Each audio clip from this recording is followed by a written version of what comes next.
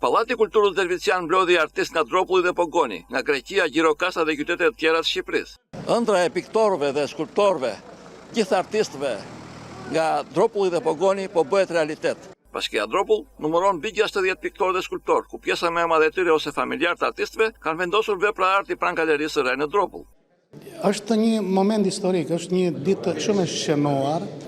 I bëjmë dhuratë nga një punë, sa për fillim domethënë, edhe kjo do jetë një embrioni, një galerie serioze, besoj, në të ardhmen. Profesori i Universitetit të Athinës, zoti Mano Stefanidis, dha kontributin e tij profesional për hapjen e kësaj galerie.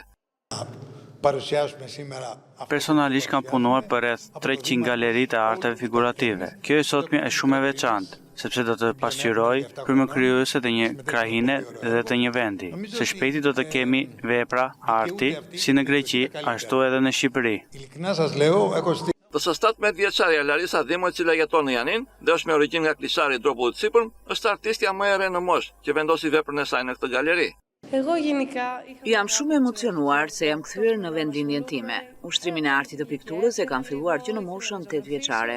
Jam shumë e apasionuar dhe po punoj për arritje më të larta. Sot kam sjell pranë Galerisë së Arteve në Dropull veprën time të parë. Në këtë event të artit, nderuan me pjesëmarrjen e tyre dhe përfaqësues të trupit diplomatik të Greqisë në vendin tonë, përfaqësues të klerit dhe shumë personalitete të artit.